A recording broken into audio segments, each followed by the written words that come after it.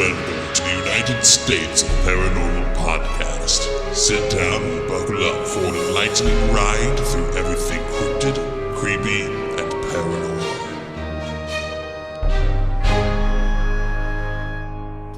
Hello again, weirdlings. Welcome back to the United States of Paranormal.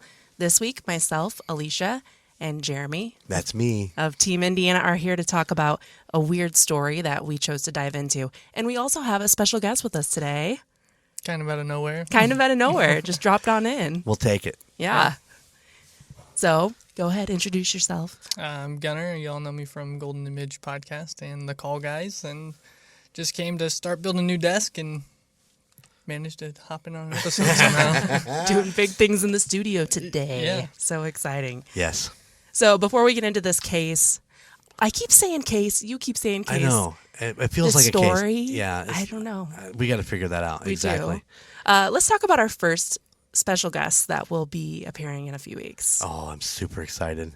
Connor Biddle. Oh, my God. Yeah, I've been watching a lot of his paranormal on YouTube, Paranormal Encounters, and I've been reading his book, and it is pretty great. It's pretty great. So I'm excited to do that interview with him. Yes. It's gonna be exciting. Yes. Unfortunately, he won't be in studio, which in our last Indiana adventure, you heard me repeat, he will not be in studio. He will not be in studio. We'll be doing a Zoom call with him and recording that. So, yeah, super excited. Yeah. So if anybody has any questions that they personally want to ask Connor, email us at theunitedstatesofparanormal.com or at gmail.com, and we'll pass those on to Connor during our interview with him. Yes, we will. I know that the Skywalker will be sitting in with us on that episode. Skywalker. He's got a list of questions. He's pretty excited too. Yeah, he has like a notebook full. Yeah, Not surprised. yeah. This may be a 2-hour episode. You just never know. Yeah. We both went to high school with Connor, so we know him fairly well. Yeah, And local boy. Yes. He's done a lot of stuff. Now, was he older than you? Yes. But younger he was than... he was in Skylar's grade. Was he in Skylar's grade? Yeah. That's So, awesome. Yeah. They all graduated together then. Yep, pretty sure. I don't know that I ever met him while he was there. I know that he was friends with people that I was friends with, classmates that I was friends with out of that class, but I don't know that I ever actually met him. Yeah, he's done a lot of stuff in the Bourbon area. And Yeah, he actually did the Bourbon Street Pizza haunting. Yeah, that's what Sky was Yeah. saying. yeah. I didn't even know that had weird stuff that happened. In the book, in his first book, he really goes in depth into it. It's pretty amazing. I think it was the upstairs, wasn't it? It was the attic, yeah. Yeah. They had to climb upstairs, like the attic stairs to get to it, and Oh, that's freaky. it's pretty crazy. It's cool to go back and watch, too. Really is. How long ago did he do that? Oh, it's been years. I don't remember. Yeah, so it's exactly definitely when. going to be a lot of scrolling through the YouTube Yeah, channel. So all over the world, there are locations that just seem to draw mystery and the unexplained, like Bourbon Street Pizza. Yeah, you would never think in your life that Bourbon Street Pizza was haunted. but Yeah, I had no idea. Old building downtown. Weird. They're almost like a lighthouse or a beacon for these situations. Several of those places are right here in the United States. Today, I'll be covering one of the most active but not very well-known locations, the Alaska Triangle. Have you ever heard of the Alaska Triangle? I have not heard of the Alaska Triangle. It's wild, and everybody hears of like the Bermuda Triangle, obviously, but this one I think is way scarier and should be way more popular than what it is. My sources for this episode are the YouTube video covering the Alaska Triangle by Missing Persons Mysteries, legendsofamerica.com, and onlyinyourstate.com. Alaska was the 49th to be welcomed into statehood. It's known as the last frontier, and it gets the name honestly. Over 47% of the state is uninhabited. Alaska is riddled with cold climate, harsh weather changes, limitless glaciers, and untouched wilderness. Alaska is truly wild and free. 54% of the United States' national designated wilderness is in Alaska. Weird fact, huh? That's pretty cool. I know. Yeah. This state is huge. A lot of times when you see a map, it doesn't look as big as it truly is, but it's nearly 2.5 times the size of Texas. That means I know. That means... Wow, because Texas is really big. Yeah, so take that, Team Teo. We're moving. We're now Team Alaska. We're bigger. Not everything's bigger in Texas. It's bigger in Alaska. So this means that there is so much land that has not been explored. And honestly, maybe we should just keep it that way. So the Alaska Triangle, first named in 1972, spans over a third of the state. It is from Barrow, Alaska, which is in the most northern point, to the southern city of Anchorage, then across into the peninsula where the capital Juneau is, then back up to Barrow, stretching across part of the Yukon, which lies to the east. So this area is pretty big. Within this area of Alaska, over 16,000 people have went missing since 1988. That's right. Over 16,000 people have completely vanished. Since 1988. Since 1988. This is not like the 1900, not like 1901. This is 1988. Yep. Wow. Every year, between 500 to 2,000 people go missing in Alaska. Alaska has the most missing people in the country, most of which are never found. For perspective of how terrifying this is, Alaska only has a population of 724,000 residents. It lays 48th in population amongst the 50 states. Law enforcement conducts search and rescue missions daily. Yet they almost always come back empty-handed, without the person and without any trace of where they could even be. What could the reason for all this be? So today we're going to dive right into all the possibilities and also a few mysterious stories of the Alaska Triangle. One of the most famous missing people cases from the Alaska Triangle is the disappearance of Nick Bejich. I think it's Bejich. Bejich? Bejich? Bejich. I believe in you. Bejich. There you go. Is it Bejich? Bejich. That sounds good.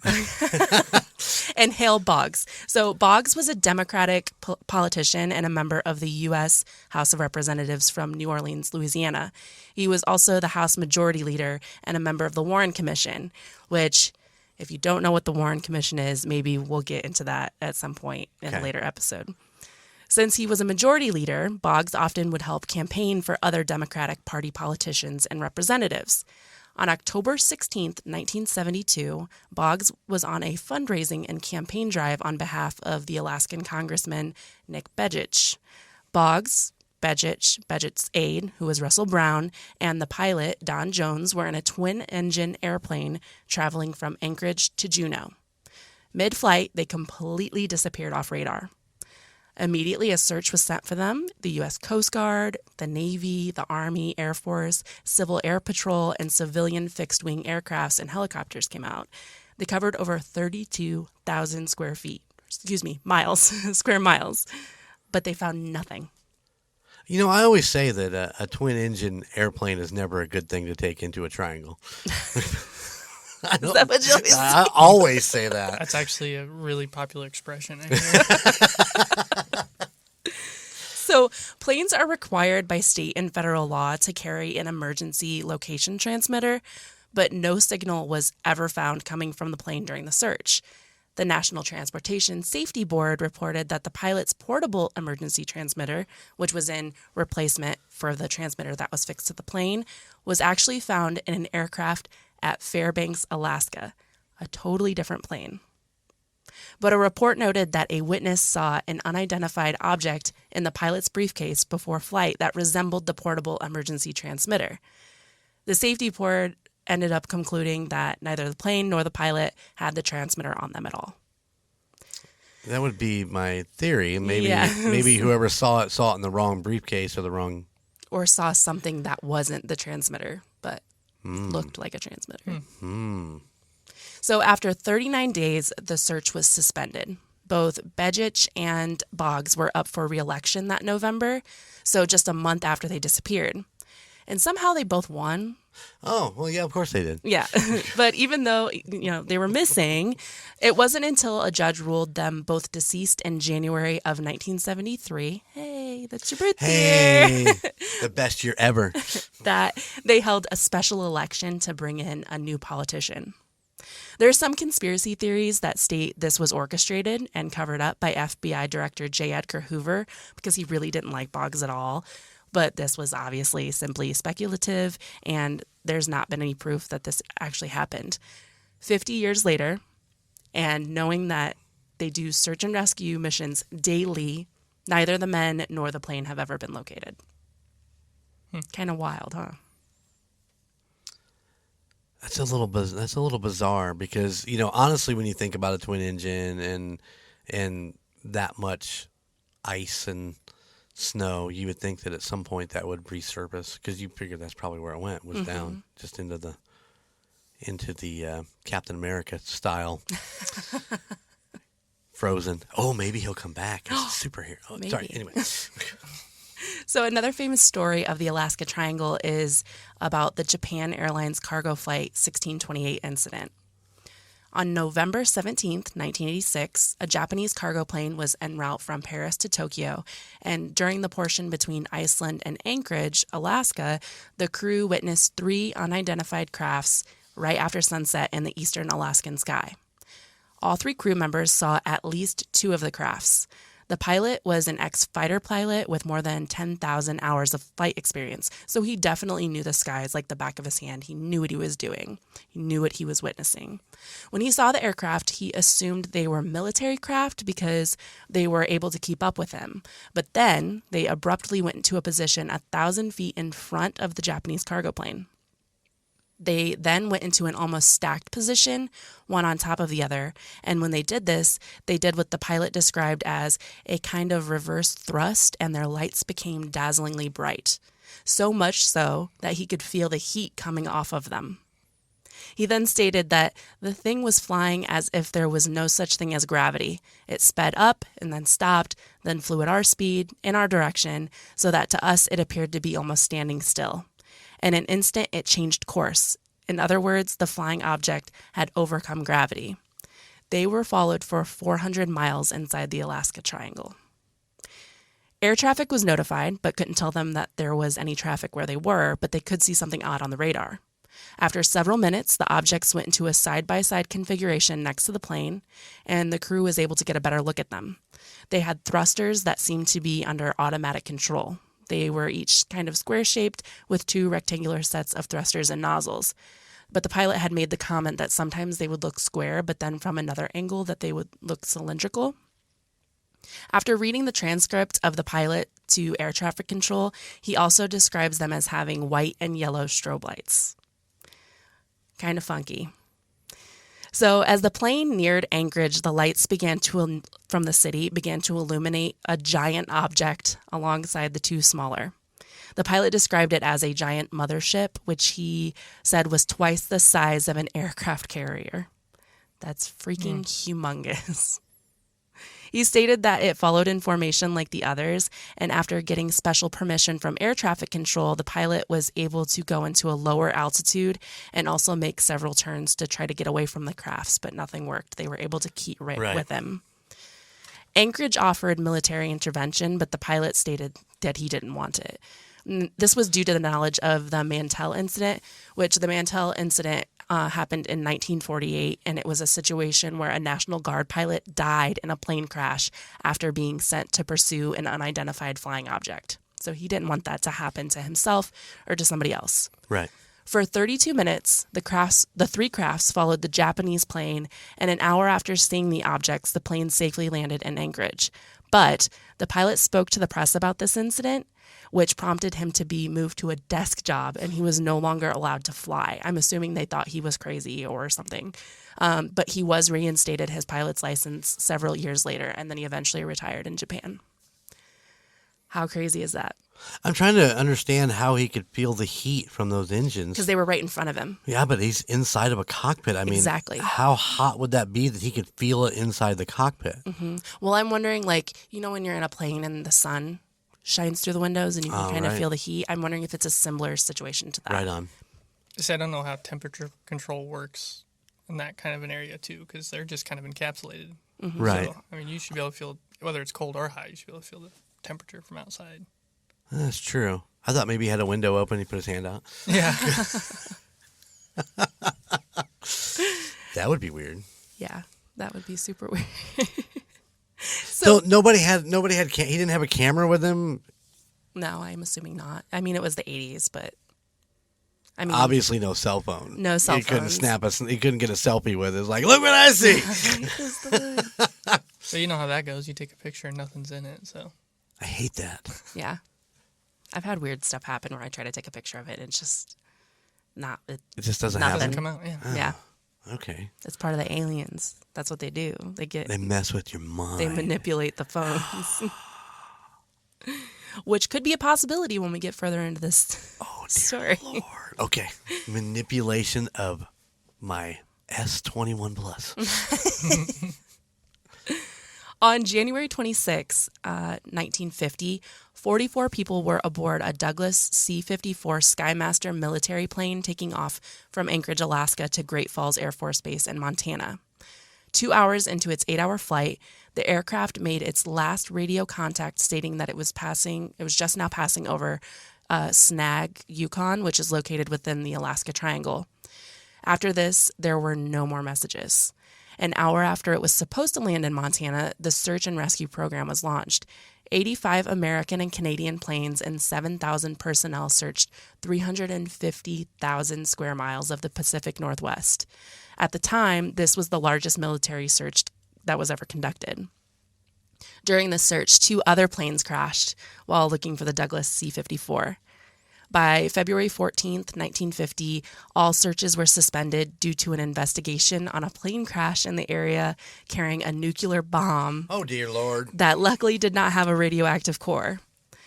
But by February 20th, all searches were officially canceled and the passengers were considered deceased. Nothing was ever found of the aircraft or its passengers, but in 2012, a petition was started to reinstate the search efforts. I don't believe it was ever pushed forward, though, because it had been so long, and they do missions daily, so they would have came across it. But this is one of the largest groups of military personnel that's ever went missing. All at once, just disappeared. Alongside these stories are dozens and dozens of experienced men and women who have went missing while hiking, climbing mountains, or camping in the Alaska Triangle. People who knew the mountains, they knew Alaska, people who knew how to climb mountains, who had climbed these specific mountains multiple times, yet somehow they go missing. Or people that wouldn't be caught in the mountains at all. They wouldn't go out and do any of this, crazy adventurous stuff. They were just casually in Alaska. I can't even list all the people or go through a quick breakdown of each one, and because there's just so many. I don't know where to start or stop. Right. There's no explanation for a lot of them, and most of them leave no clues at all behind. So what is the reasoning behind all of these missing people within the Alaska Triangle? I'm sure our minds want to go to the easily explained. The wilderness is cruel and unrelenting here. They simply got lost. Between the terrain, the weather shifts, the easiness of not knowing where you are, of course it could happen. But maybe it's a mix of other things that are much more ominous. Let's start out with what we do know. So, found bodies and deaths within Alaska. Accidental death is the third cause of death in Alaska. This includes falling off mountains, slipping on ice, drownings. Basically, any form of death that can't be controlled is considered accidental. Alaska has 10 times the national average for drowning deaths in the U.S. 20 drowning deaths per 100,000 people. Is that because the water is a lot colder and it's easier to be subdued in that temperature of water? It's because there's a lot of people that they work within the water. There's fishing, ice work or whatever. So the wild thing about drowning that I learned while doing this is when people drown, they sink first, and then as the bacteria produces gas as they decompose, the gas will inflate their lungs and push them right back up to the surface. But in Alaska, the waters are so cold that bacteria can't grow like it does in other places. Right. So usually the bodies will just stay at the bottom of the water. And I think that might be a reason why drowning is such a problem, is because you're cold, you get, what's it called? Hypothermia. Yeah, that's more of a problem. And then you eventually, as you're going through hypothermia, drowned. Right. So the bodies don't decompose at the same rate, but they might get eaten by animals. Uh-huh. So most times when people die of drowning, they eventually wash up to the shore. this doesn't happen in Alaska. They just stay at the bottom. They're just good down there. Yeah, they're just hanging out. They're fish food. I said it. You said it. I said it. I think like crabs. Because there's so many crabs up there. Yep. Yeah. Bottom feeders. Yeah. So like if Alaska's deadliest catch is up there and they're out there getting some crab. Oh, look, we got a body. Oh, probably. I never thought Wouldn't be about that. surprised. They don't show that on TV, folks. Ooh. So another cause for missing people is when they start climbing mountains or going across the desert-like areas, because Alaska's kind of like a desert, technically. There are lots of crevices and cracks. Some are big enough for people to slip or fall down into, and thus causing them to get just wedged and unable to crawl out. So if snow falls or if there's an avalanche, their bodies get covered and they just kind of get buried within these cracks, and then they just are lost forever and nobody's ever going to find them. One thing I believe we forget about living in the continental U.S. is the wildlife that lives in Alaska. The animals there are much more dangerous and include several different types of bears like the polar, grizzly, black and brown bears, wolves, bison, moose, elk, lots of very large and potentially dangerous animals, which I'm sure you're thinking, like, how could these non-threatening animals attack? Well, in Alaska, moose outnumber bears 3-1. Even though they won't outwardly hurt you like a bear would, there's so many of them and they're so large that they easily stampede over people. They're known to injure 5 to 10 people a year. Wow. Yeah. Now, our moose are not a carnivore, though, right? They're not They a don't- carnival. Carnivores. Carnivores. Sorry. They're not a carnivore. No, I think they're mostly herbivores. Herbivores. Yeah. Herbivore. I mean, maybe they eat insects or like small rodents and stuff, but I think they're not going to like attack a person. But Right on. They're I probably didn't- both. yeah. They're probably both. They're probably omnivores. They Yeah. probably eat meat and vegetables. Plants. Meat and taters. They eat meat and taters. yeah, they like mashed potatoes. Yeah. Yeah. Lots of butter. 4 cheese, yeah. So little- Same. Yeah. So let's talk about the more paranormal reasonings to why the Alaska Triangle is such a hot spot for activity. Aliens. Well, yeah. Yeah. Yeah. Since 1998, the National UFO Reporting Center has registered over 560 sightings of unidentified flying objects in just Alaska. The majority are within the triangle. So what could be the source of the influx of UFO activity within this area? I'm going to sound like a nutcase when I tell you this, but apparently there is a large alien base within Alaska. Anchorage, Alaska seems to be a hotspot for activity, which is exactly where ufologists believe an alien base is located. This base is one of the largest on Earth and is claimed to reside in Mount Hayes. According to Pat Price, who is a remote viewer in relation to UFO nature, the aliens within this is kind of funny, but the aliens within Mount Hayes are good looking. They basically look like they're very attractive humans, but have a different cardiovascular system, and the eyes are slightly different. They communicate by thought transfer and are able to control the motor functions of humans. I know. Jeremy's like squinting his eyes at me like, I've always wanted to have telepathic. That'd be awesome. Yeah, that'd be pretty neat. Yeah. So this location is known for odd behavior in the skies, including the malfunction of U.S. and Russian space objects. So they may be able to control your phone, is what I'm saying. Yeah. I don't control my phone! So don't go to the Alaska Triangle. That's fair. That's fair. Previously classified FBI files between 1947 and 1950 share many UFO and alien reports. And these are declassified at this point. These are the declassified ones. Yeah, they were previously classified. So Right. these are public knowledge at this point. In August of 1947, 2 military officers were in Anchorage. They had witnessed a craft flying at extreme speeds. It was circular, and it didn't leave a vapor trail. So they were like, that's suspect. It was over 10,000 feet in the air, traveling against the wind. Also a little suspect. In July of 1947, in Bethel, Alaska, on a clear day, a military flyer spotted an unidentified craft that he described as a flying wing that seemed to be standing still in the air to him due to the speed at which it was traveling. He stated it was free of any outside power sources like a propeller or an exhaust, and the FBI file states he called on his radio to the Civil Aeronautics Administration station at Bethel, asking what aircraft was in the vicinity, and they had no reports of any aircraft.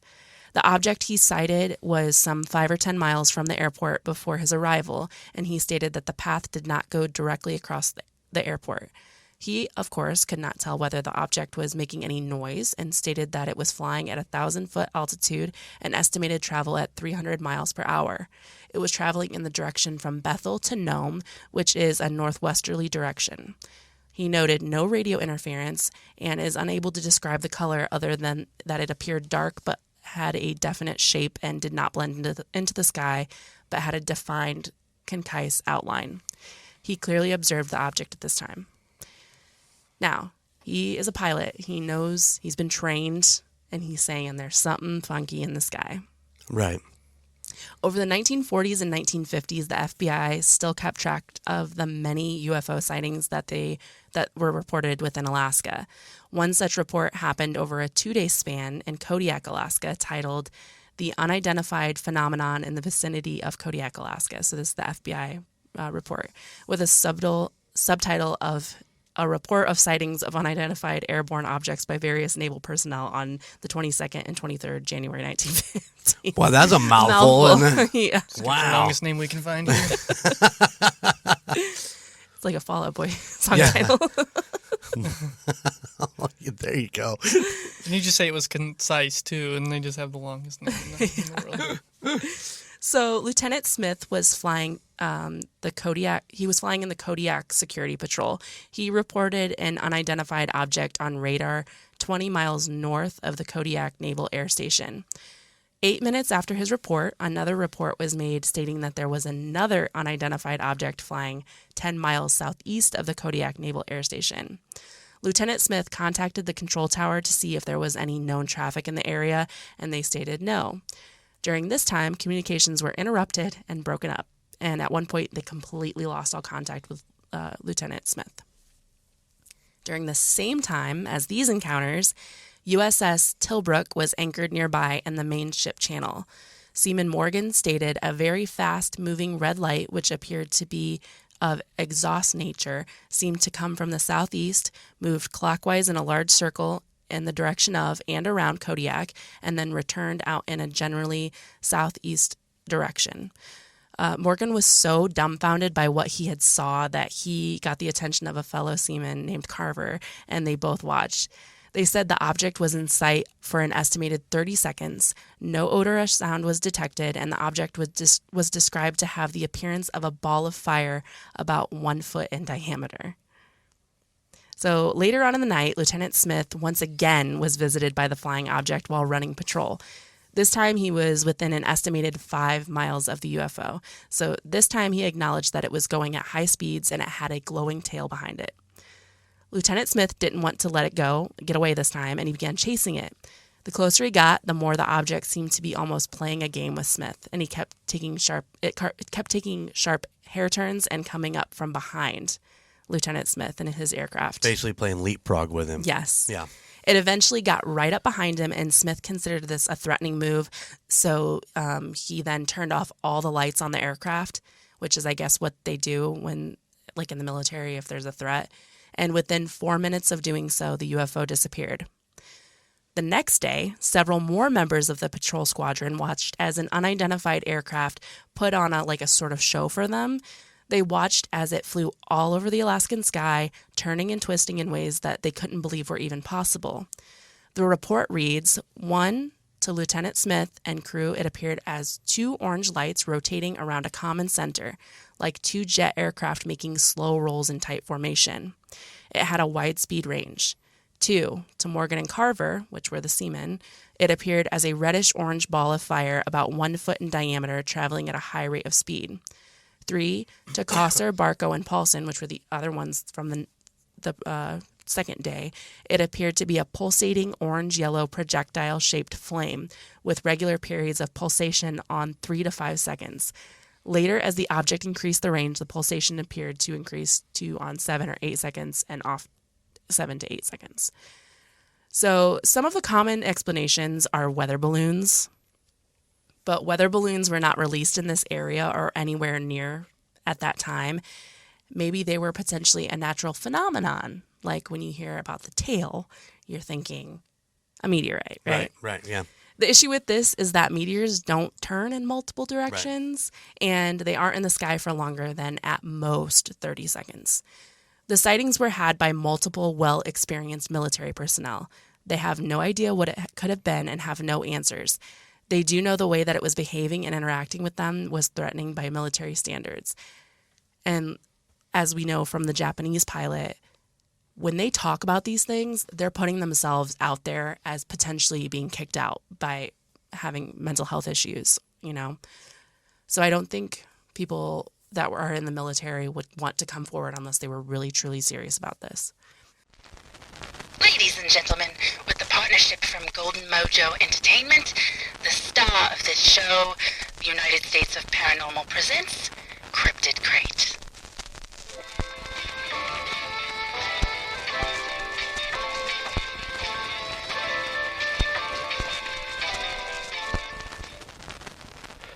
We know now that in the earlier years of the 21st century, this world was being watched closely by intelligence greater than man. Cryptid Crate. Cryptid Crate is a monthly subscription box featuring cryptozoological creatures and paranormal-themed items to wear, read, and collect. Each box contains 4 to 6 items of independent artists, mass-produced items, and even some items only produced for Cryptid Crate. All items in the box are worth more than the cost of the box, such as stickers, books, t-shirts, buttons, custom coins, and more. Cryptid Crate is now offering a junior edition for kids, featuring t-shirts, handmade plushes by Cryptid Comforts, and a few other child-aimed items.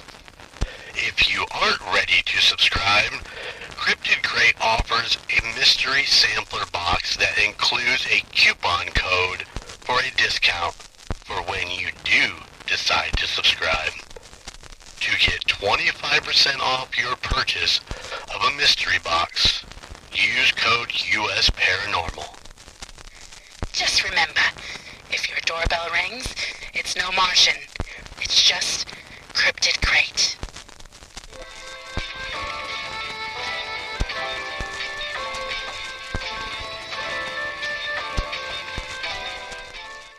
So our next theory, Bigfoot. Bigfoot? Wait. How does Bigfoot fit in here? Well, it's a visit from your friendly neighborhood Bigfoot. Oh. Bigfoot is seen all over the United States, but with all the untouched wilderness, wouldn't Alaska be the perfect place for Bigfoot to set up a family home? Well, yeah, definitely. And you know what his family pet is? The chupacabra. Yep, there you go. Bigfoot sightings are reported constantly within Alaska, almost more than aliens. There have been findings of nests, hair, and maybe even a Bigfoot skeleton. Some towns and villages have went to the extent of completely abandoning their homes and moving elsewhere due to a lingering Bigfoot threat.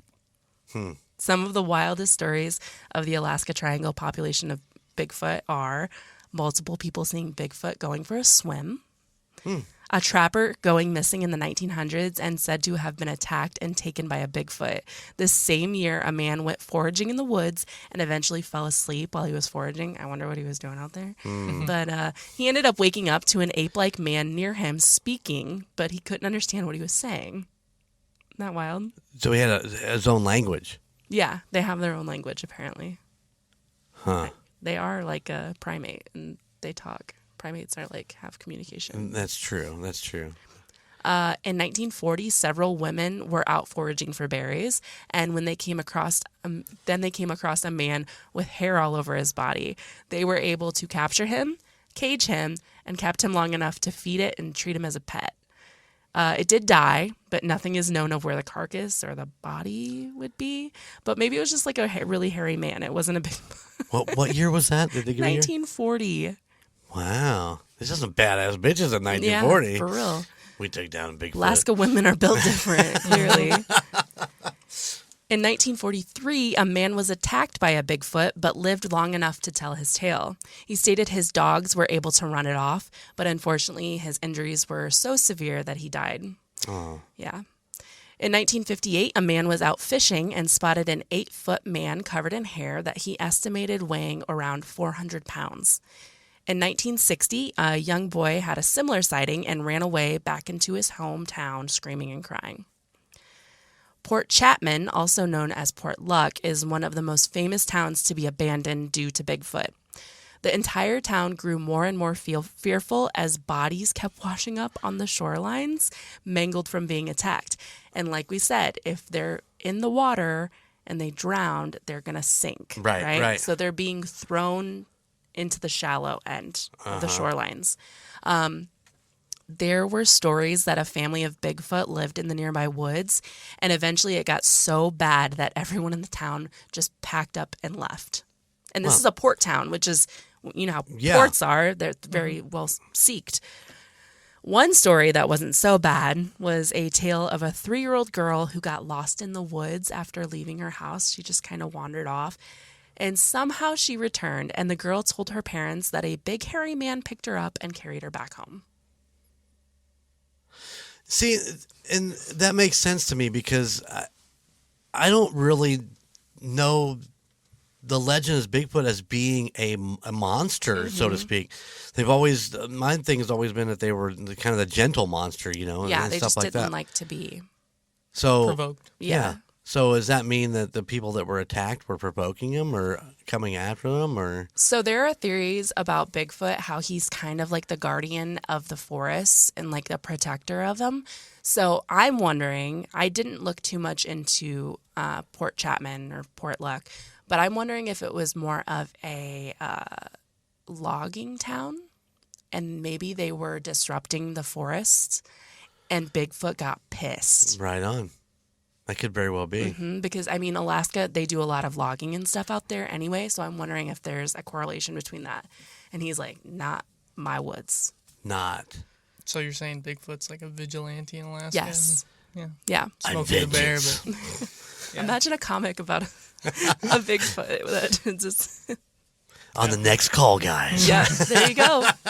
There's your movie. Yeah. Everything I've ever heard about Bigfoot is that he's not a bad violent. guy. Yeah.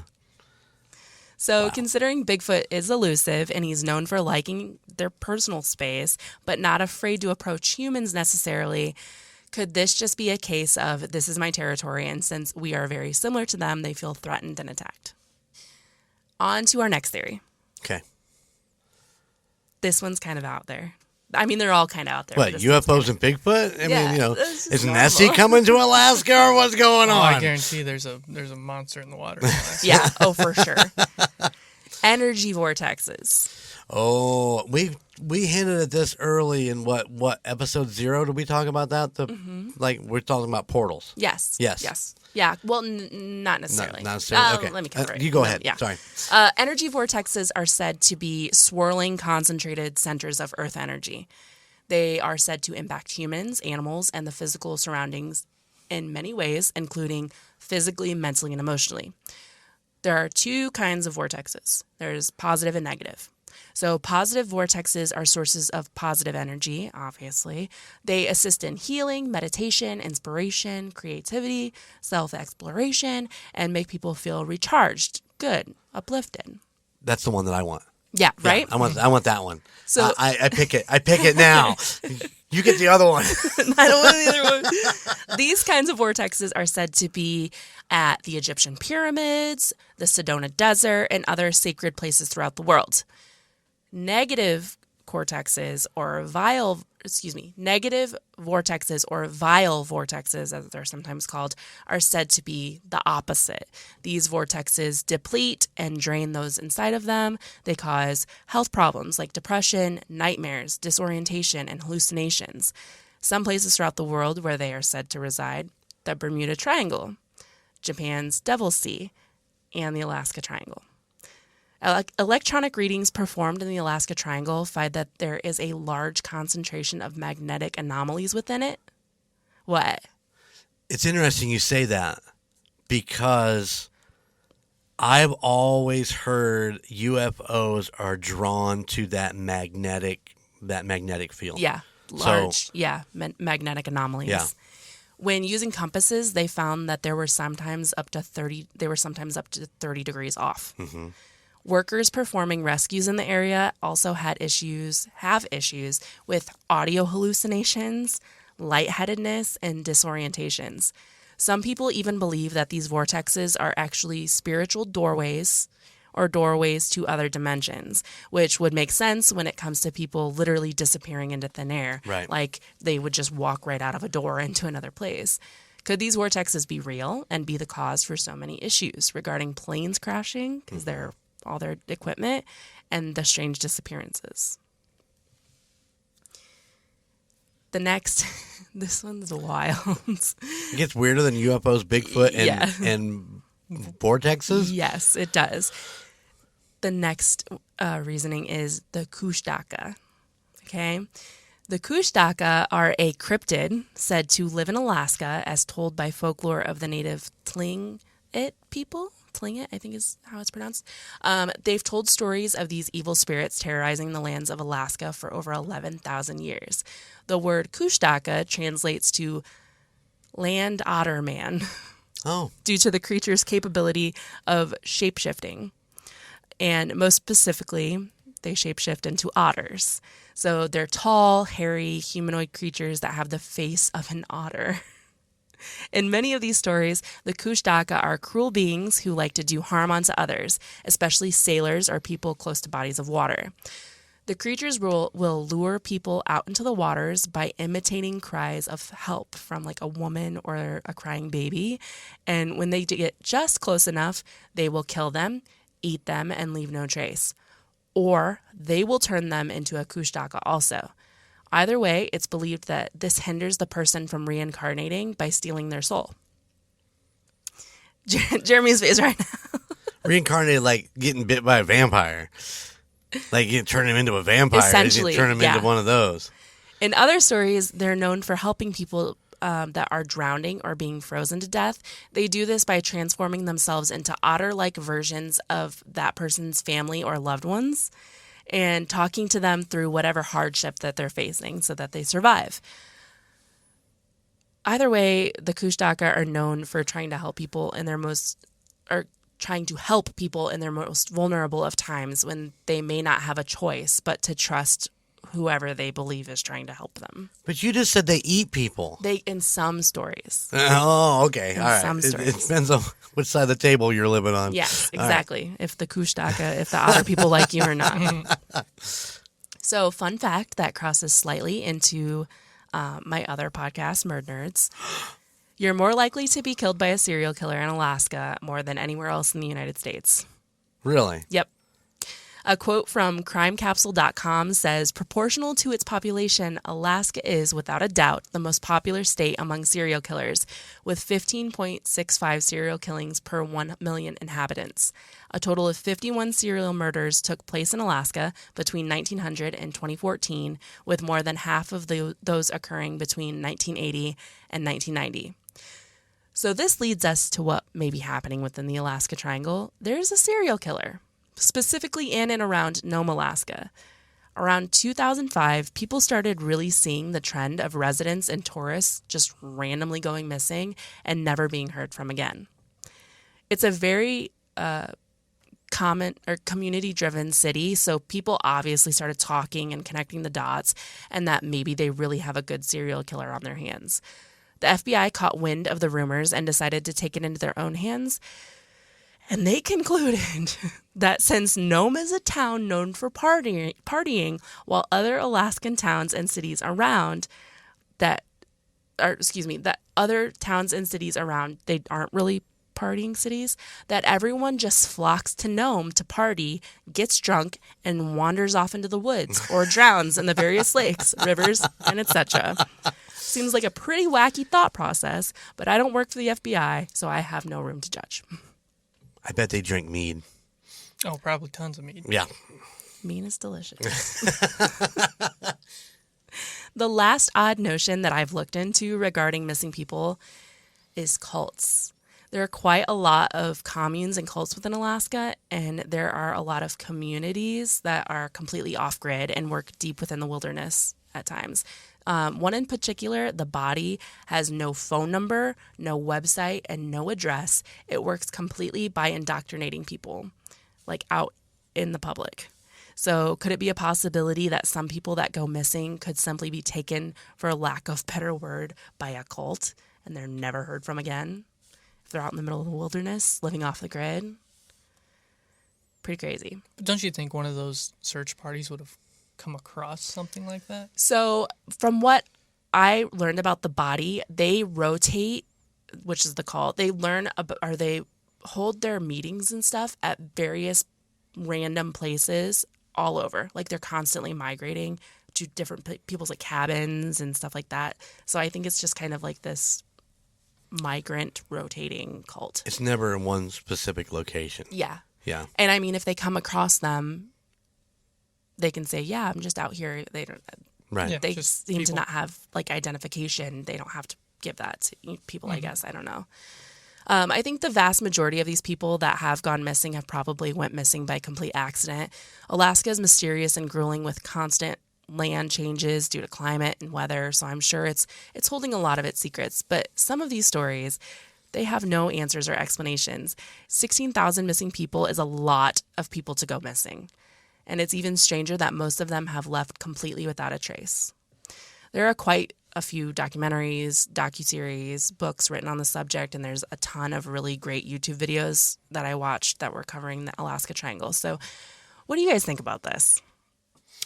I think I just want to touch on this. Good Lord, words are hard. They are. The serial killer Yeah. portion of that, I could understand that because of that whole daylight scenario that happens up there in Alaska, where it's like daylight for weeks at a time, Yeah, or whatever. you It's go supposed crazy. to drive people mad. So I could really fall into that one pretty relatively easily. Mm-hmm. That they could have somebody that, and more than just one actually, Oh, yeah, for because sure. of that. But I'm a true believer in Bigfoot. I think Bigfoot's real. I don't doubt it at all. I fall again into what we talked about in episode 0 about there being portals, and that's why Yeah. we can't necessarily get onto them. I do believe that there are multiverses, and where these items could be crossing in between those. You just never know. Yeah. I mean, we don't have the brain capacity to summon a portal to another multiverse, but maybe they do. Yeah. It's just hard to say. Do you believe in any of that stuff there, Chico? Oh yeah, there's definitely Sasquatches out there. When you get aliens involved, then you got space squatches. Space. Which we know they're space squatches. I've seen a YouTube video all about space squatches, and definitely a real thing. I might have starred in that YouTube video, but no. Alicia, I'm gonna have to send that so you can put that in the notes, so you can put the old space squatch. Yeah, I would have put Yeah. that in the notes. Oh, I can't wait to see as this. soon as you said space squatch, I knew exactly what you're talking Oh about. yeah, I don't know. There's a lot of possibilities, but a lot of it I think would go back to just accidental. Yeah. I feel like, especially Alaska, having all of those faults and all those cracks and crevices and mountains people climb. There's probably a ton of ice climbers out there. Is it possible that, let's go back to the original story you started with the plane and the senator and all that. Yes.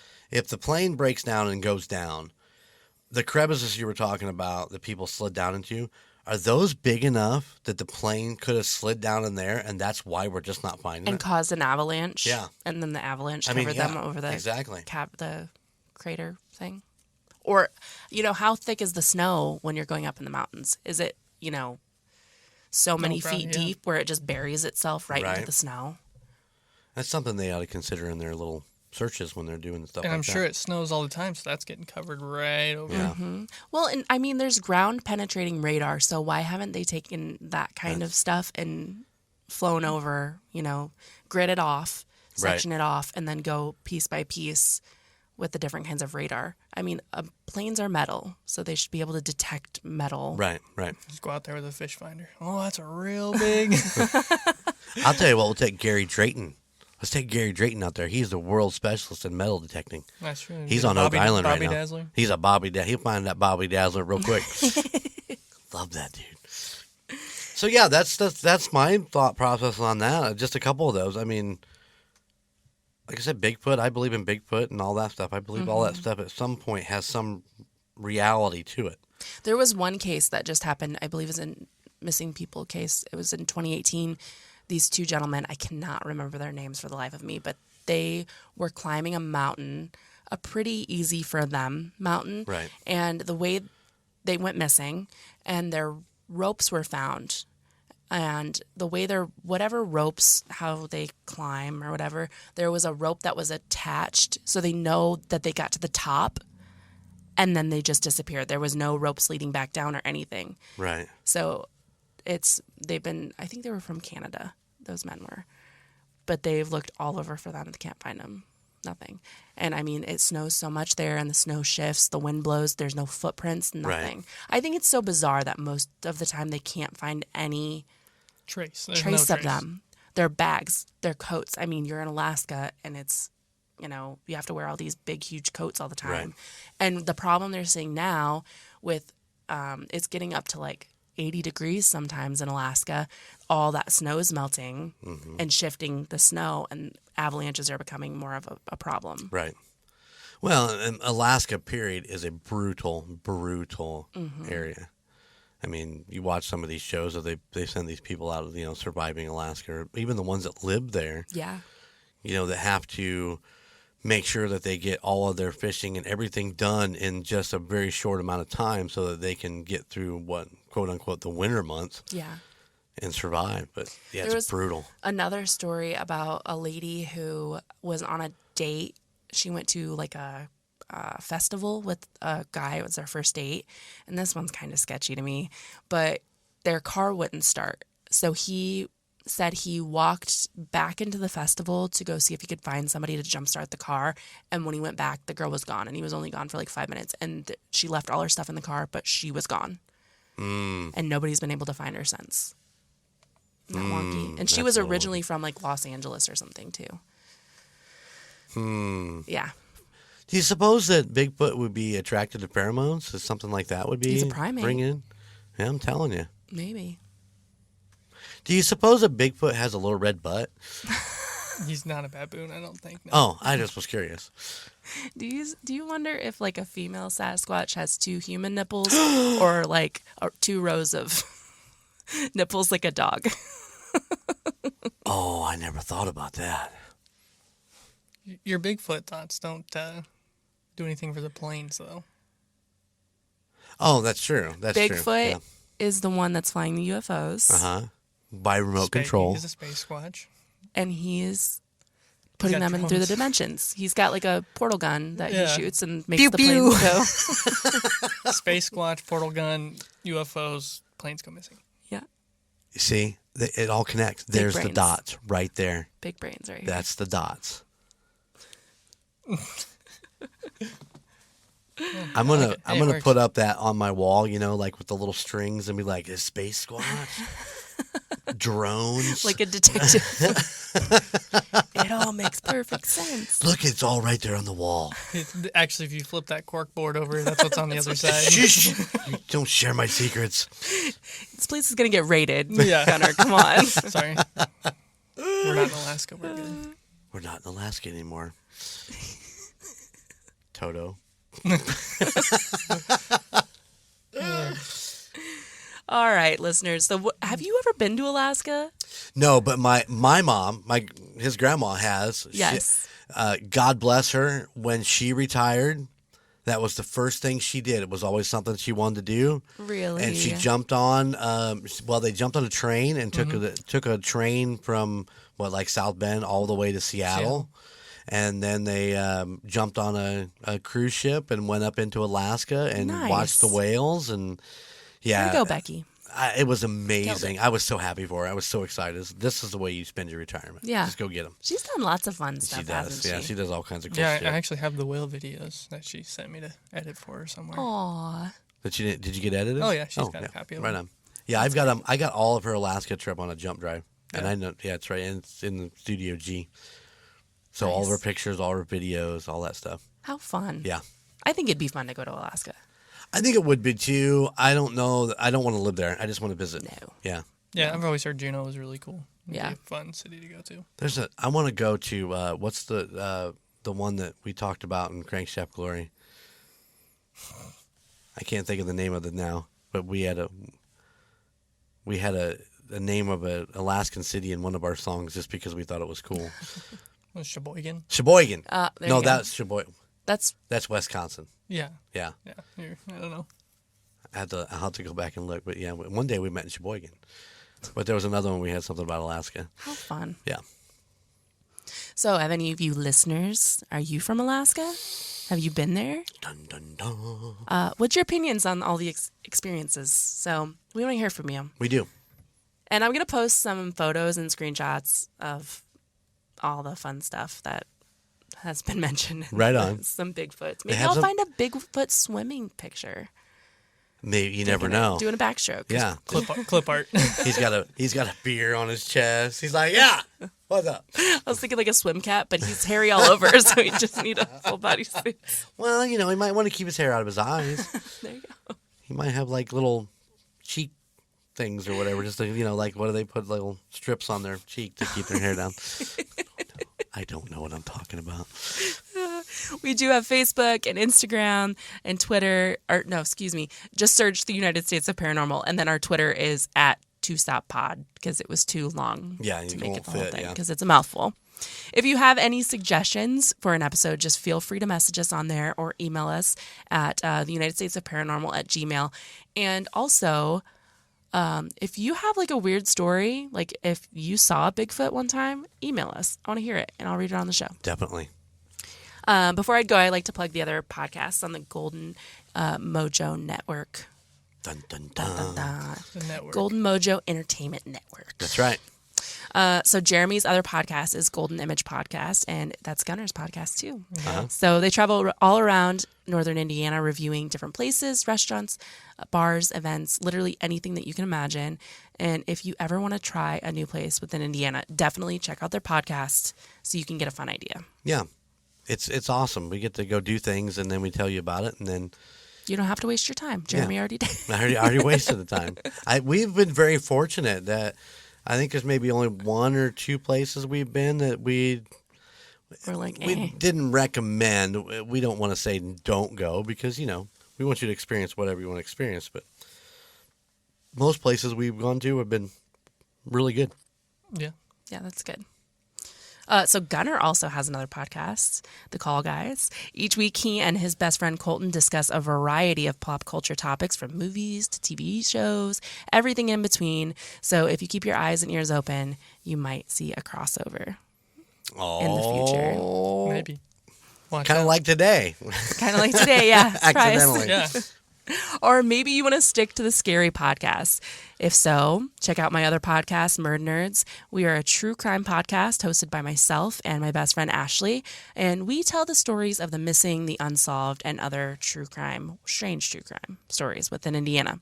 All of these podcasts are available wherever you enjoy listening. Don't forget to follow, subscribe, and if you're an Apple Podcast or Spotify user, please go ahead and rate and review. It's totally free, and it's an easy way to help support us here at tusop. But if you would like to help the podcast monetarily, we do have a ton of really awesome merch. Jeremy and I are sporting it. I got badass leggings Yep. with a ghost on it. And you can find the purchasing link on any of our social media accounts. Call Guys is working on theirs too. Call Right. guys? Yeah, Yeah. actually. That's a pretty wicked hat you got there. Thanks. I made this one though. It's not the.